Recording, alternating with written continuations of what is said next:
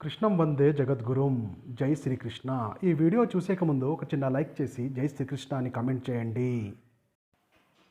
జీవితాన్ని సర్వనాశనం చేసే 10 అలవాట్లు ఇవి. అవేంటో ఇప్పుడు తెలుసుకుందాం. మనిషి ఎదగాలన్నా, అందరితో కలిసి సంతోషంగా బతకాలన్నా మంచి అలవాట్లు ఉండడం ఎంత ముఖ్యమో, చెడు అలవాట్లు లేకపోవడం కూడా అంతే ముఖ్యం.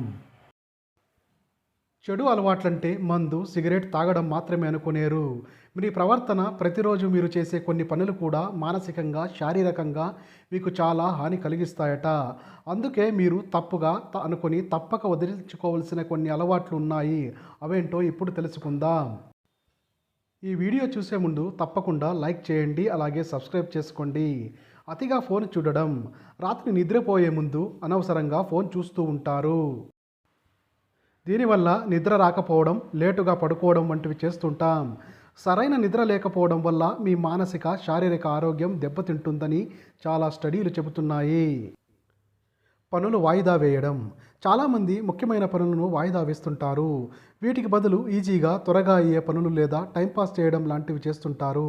ఈ అలవాట్లు మిమ్మల్ని జీవితంలో వెనక్కి నెట్టేస్తుంది. ఇతరులతో పోల్చుకోవడం. ఇతరులతో తమను పోల్చుకునే అలవాటు చాలామందికి ఉంటుంది. వాస్తవానికి ఇది భయంకరమైనటువంటి చెడు అలవాటు. ఇలా వేరే వాళ్ళతో పోల్చుకోవడం వల్ల భయం, అసంతృప్తి తప్ప ఒరిగేదేమీ లేదు. పైగా నీ మీద నీకు నమ్మకం, ఆత్మవిశ్వాసం తగ్గిపోయి ఎప్పటికీ సంతోషంగా ఉండలేరు. నిందించడం.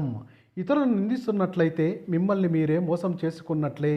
మీ సొంత లోపాలను మీరే గుర్తించుకోకుండా, వాటిని ఎదుర్కోకుండా బతికేస్తున్నట్లే అవుతుంది.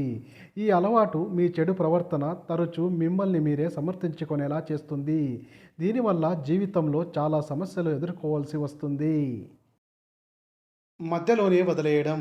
జీవితంలో విజయం సాధించిన వాళ్ళు మీ చుట్టూ ఎంతోమంది ఉంటారు. వారందరిలో ఉన్న ఏకైక గొప్ప లక్షణం పట్టు వదలకపోవడం. మీకు కూడా తెలిసే ఉంటుంది.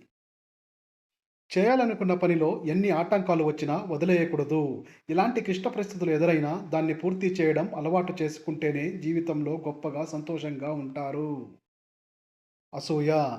కొన్నిసార్లు కొంతమందిని చూస్తుంటే అసూయ కలగడం వాస్తవమే. అయితే ఈ అసూయ, కుళ్ళు లాంటి భావోద్వేగాలు ఎక్కువైతే మీలో నెగటివిటీ పెరిగిపోతుంది.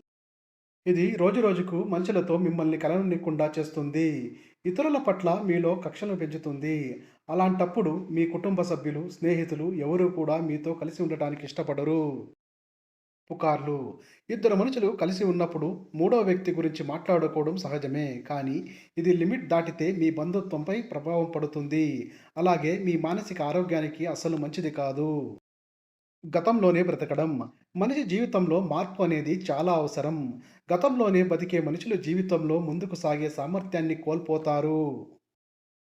ఈ అలవాటు కారణంగా వ్యక్తిగత వృద్ధికి, వృత్తిపరమైన వృద్ధికి మాత్రమే కాదు, బాంధవ్యాల విషయంలోనూ గతాన్ని పట్టుకొని వేలాడడం వల్ల అసంతృప్తి కలుగుతుంది. మీకు గనక ఈ వీడియో నచ్చినట్లయితే ఒక లైక్ చేసి ఈ ఛానల్ని సబ్స్క్రైబ్ చేసుకోండి. Thank you for watching. Survey జన సుఖినో భవంతు.